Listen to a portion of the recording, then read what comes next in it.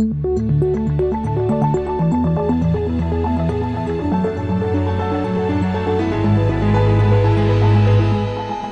This Morning.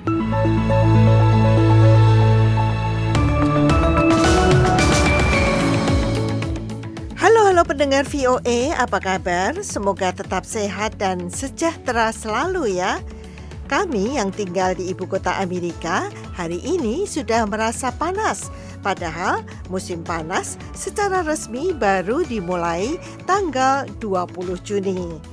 Ya, karena panas tak heran hari ini ada es krim gratis, termasuk yang mangkal di depan gedung VOA.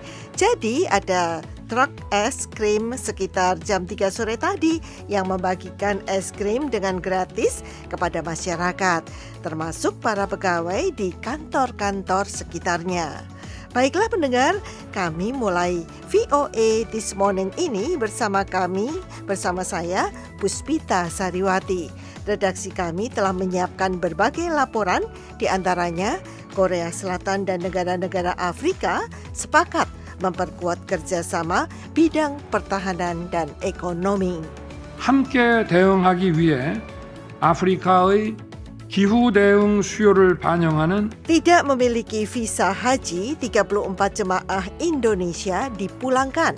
SJ, SY, dan MA saat ini masih berada di Kejaksaan Saudi di Madinah untuk proses hukum lebih lanjut.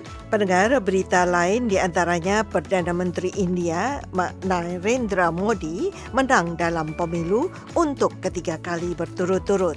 Jangan lupa pendengar, Anda juga dapat mendengarkan VOA This Morning secara live streaming di www.voaindonesia.com atau kapan saja di platform podcast langganan Anda seperti Spotify, YouTube Podcast, atau Apple Podcast.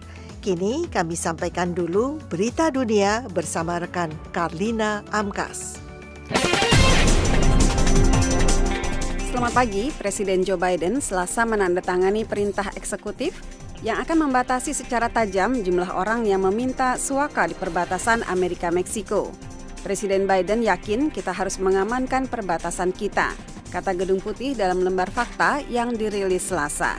Itu sebabnya hari ini beliau mengumumkan tindakan eksekutif yang melarang migran yang melintasi perbatasan selatan kita secara ilegal untuk mendapat suaka. Menurut pejabat-pejabat pemerintah, keputusan itu mulai berlaku setelah rata-rata 2.500 migran melintasi perbatasan setiap hari. Namun, pemerintahan Biden mengatakan tindakan itu tidak permanen dan hanya akan berlaku kalau perbatasan selatan sudah kewalahan. Lembar fakta itu menambahkan bahwa ada juga pengecualian kemanusiaan terhadap perintah tersebut. Biden mengeluarkan perintah eksekutif itu berdasar bagian dari Undang-Undang Imigrasi dan Kebangsaan yang berusia 72 tahun yang dikenal sebagai 212F. Undang-undang ini memberi presiden wewenang luas untuk memblokir masuknya kelas imigran manapun yang diyakini merugikan kepentingan Amerika. Mantan Presiden Donald Trump mengandalkan pasal 212F untuk menerapkan beberapa keputusan tegasnya terkait imigrasi, termasuk apa yang disebut larangan terhadap Muslim. Ia melarang orang-orang dari 7 negara yang mayoritas penduduknya Muslim bermigrasi dan datang ke Amerika. Bintang film porno Stormy Daniels Selasa mengatakan bahwa ia memakai rompi anti peluru untuk bersaksi dalam persidangan pidana uang tutup mulut mantan Presiden Amerika Donald Trump. Ia memakai rompi itu setelah menerima ancaman serius terhadap dirinya dan keluarganya. Dalam acara televisi Good Morning Britain, Daniels mengatakan dia menerima ancaman sadis setiap hari. Isi dari satu email berisi ancaman itu khususnya menimbulkan kekhawatiran ekstra. Daniels mengatakan teman-temannya di kepolisian memintanya melakukan langkah-langkah yang membuatnya lebih aman daripada menyesal. Langkah itu antara lain memakai rompi pelindung dalam perjalanan ke dan dari pengadilan di New York untuk memberi kesaksian. We have a man who has been accused of inciting the January 6th Capitol riots and Ini seorang pria yang dituduh menghasut kerusuhan di Capitol pada 6 Januari dan mendorong para pengikutnya untuk bereaksi dengan kekerasan. Dan saya mendapat ancaman pembunuhan yang serius setiap hari. Jadi, apapun mungkin terjadi, kata Daniels.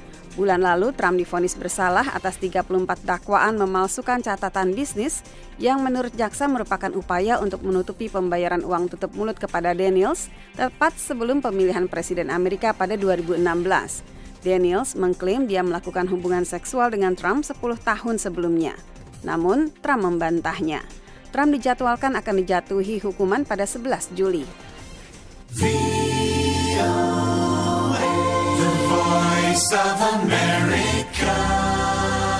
Kepala Kantor HAM PBB Volker Turk Selasa mengimbau diakhirinya kekerasan di tepi barat yang diduduki. Ia juga mengutuk pasukan keamanan Israel ISF dan pemukim atas kematian lebih dari 500 warga Palestina sejak 7 Oktober. Pembunuhan itu, pengerusakan dan pelanggaran HAM yang meluas tidak bisa diterima dan harus segera dihentikan, kata Turk dalam siaran pers. Israel tidak hanya harus mengadopsi, tetapi juga menegakkan aturan keterlibatan sepenuhnya yang sejalan dengan norma dan standar HAM yang berlaku, imbuhnya. Komisaris Tinggi PBB tersebut mengatakan kantornya telah memantau lebih dari 80 kasus yang mengindikasikan ISF secara konsisten melanggar hukum HAM internasional dengan digunakannya kekuatan mematikan yang tidak perlu dan tidak proporsional. Belum ada komentar langsung dari pasukan pertahanan Israel. Rumah Merah Muda tempat Muhammad Ali tumbuh dan merajut mimpi untuk tenar sebagai petinju akan dijual. Rumah dengan 2 kamar tidur dan 1 kamar mandi itu terletak di Louisville, Kentucky, dan selama ini telah diubah menjadi museum. Melalui bangunan itu, pengunjung bisa membayangkan tahun-tahun terbentuknya Ali, petinju yang dikenal kemudian sebagai The Greatest. Rumah itu sendiri mulai dipasarkan pada Selasa bersama 2 rumah di sebelahnya. We are thrilled to present for the first time in more than a decade the Ali Childhood Home for Sale. Kami sangat senang bisa mempersembahkan untuk pertama kali dalam lebih dari 1 dekade dijualnya rumah masa kecil Ali, kata Rusty Underwood, salah seorang pemilik dan CEO Christie's International Real Estate Bluegrass. Ini benar-benar merupakan bangunan bersejarah. Di halaman depan terdapat plakat yang menunjukkan demikian, kata Underwood, salah satu agen penjualan bangunan tersebut. Demikian berita dunia VOA Washington. Pendengar, negara-negara Afrika mempunyai pengaruh yang cukup besar di PBB, termasuk di Dewan Keamanan. Ini menjadi salah satu faktor pendorong upaya perhatian dan bantuan yang lebih serius untuk benua berpenduduk 1,3 miliar itu. Korea Selatan yang mengundang para pemimpin negara-negara Afrika ke KTT Korea Afrika pertama memperluas investasinya di Afrika. Pada waktu bersamaan, Rusia juga melakukan pendekatan lebih jauh di beberapa negara Afrika. 안보리 결의를 충실히 이행해야 한다는 원칙을 재확인했습니다. Dalam pidatonya sebagai tuan rumah KTT Korea Afrika, Presiden Korea Selatan Yoon Suk Yeol Selasa mendesak negara-negara Afrika untuk mengambil langkah yang lebih tegas dalam kampanye tekanan internasional terhadap Korea Utara. 54 negara Afrika merupakan blok penting di PBB dan memiliki 3 kursi bergilir di Dewan Keamanan. Perwakilan dari 48 negara Afrika, termasuk 25 kepala negara, menghadiri KTT 2 hari di Korea Selatan, di mana pembicaraan diperkirakan berfokus pada bisnis, perdagangan, dan investasi. 함께 대응하기 위해 아프리카의 Dalam rangka menanggapi perubahan iklim, para pemimpin dan anggota yang berpartisipasi telah sepakat untuk membentuk struktur pendanaan iklim yang mencerminkan kebutuhan Afrika untuk menanggapi ancaman tersebut.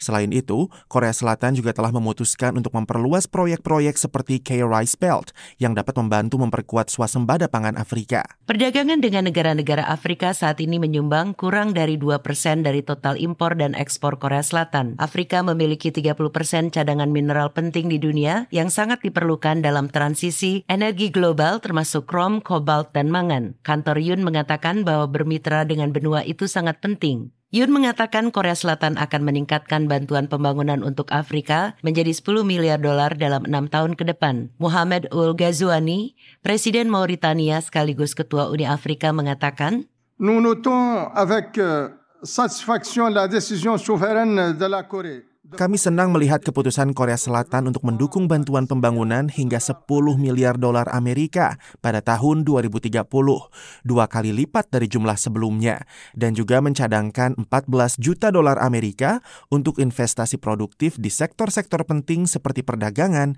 teknologi baru, energi, pangan, keamanan, sumber daya manusia, dan infrastruktur. Korea Selatan adalah salah satu pembeli energi terbesar di dunia dan produsen semikonduktor terkemuka serta mobil terbesar kelima di dunia, Hyundai Motor Group, yang mendorong penggunaan mobil bertenaga listrik. Selain Korea Selatan dan Tiongkok, Rusia juga mengincar negara-negara Afrika. Lavrov telah mengunjungi benua Afrika beberapa kali dalam beberapa tahun terakhir ketika Rusia mencari dukungan atau setidaknya netralitas dari banyak dari 54 negara di benua itu di tengah-tengah invasi Rusia ke Ukraina. Ia dijadwalkan bertemu dengan Presiden Kongo, Denis Sassou Nguesso di kota Oyo pada hari Selasa. Saya Madioni, VOA. Pendengar, Perdana Menteri India Narendra Modi mengklaim kemenangan bagi partainya hari Selasa dalam pemilu di India, meskipun kinerja partainya sendiri kurang baik karena menghadapi tantangan yang lebih kuat dari pihak oposisi terhadap kepemimpinannya dalam ekonomi dan politik yang memecah belah. Modi mengatakan kepada massa di markas besar partainya bahwa Partai Aliansi Nasional Demokrat yang dipimpinnya akan membentuk pemerintahan untuk ketiga kali berturut-turut. Ia mengatakan para pemilih di India menunjukkan kepercayaan yang sangat besar terhadap partai dan aliansi koalisinya.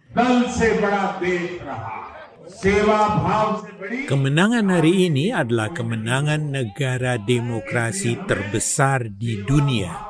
Namun untuk pertama kalinya sejak Partai Bharatiya Janata atau BJP yang dipimpin Modi meraih kekuasaan pada tahun 2014, tampaknya partai itu tidak akan mampu meraih mayoritas dan Perdana Menteri itu akan memerlukan dukungan dari partai-partai lain dalam koalisinya untuk bisa memerintah ketiga kalinya. Menghadapi jumlah pemilih yang mengejutkan, pihak oposisi mengklaim bahwa mereka juga meraih kemenangan.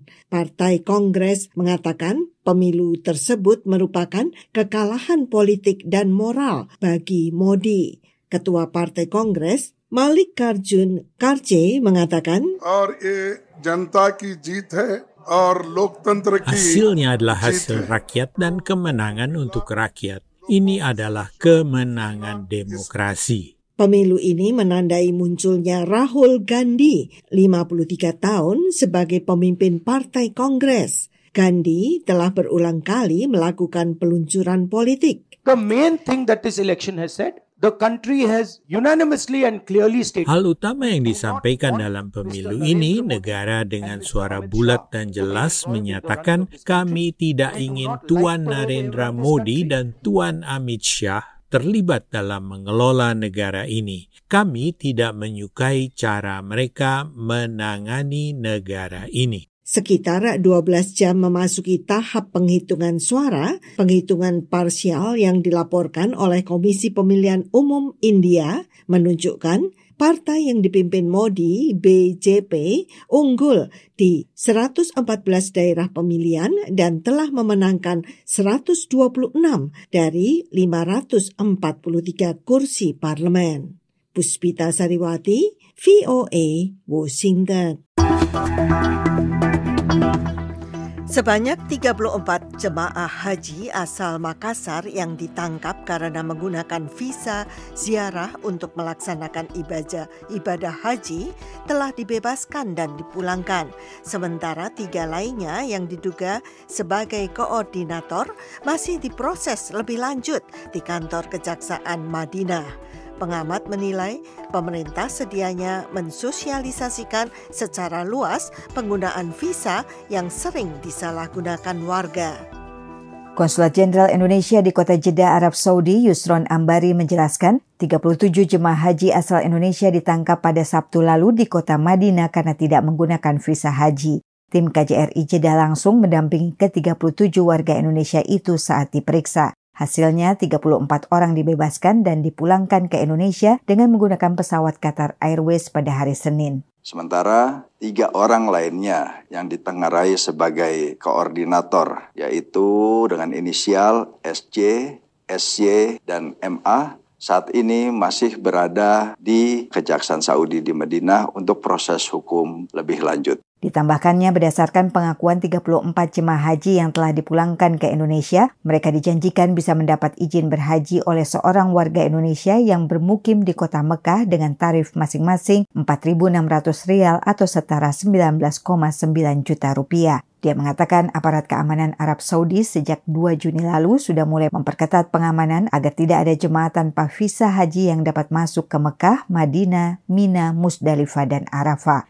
Jemaah yang diketahui tidak memiliki visa haji akan langsung ditangkap dan didenda Rp10.000 atau sekitar 43,2 juta rupiah, dideportasi dan dilarang masuk ke Arab Saudi selama 10 tahun. Sementara mereka yang mengkoordinir jemaah yang datang berhaji tanpa visa haji diancam hukuman denda Rp50.000 atau sekitar 216 juta rupiah, penjara 6 bulan, dideportasi dan dilarang masuk kembali selama 10 tahun. KJRI Jeddah menekankan visa yang dapat digunakan untuk beribadah haji adalah visa bagi haji reguler dan khusus yang diterbitkan berdasarkan kuota yang telah ditetapkan oleh pemerintah Arab Saudi. Selain itu adalah haji mujamalah yang merupakan undangan dari Kedutaan Besar Arab Saudi kepada individu-individu tertentu di tanah air.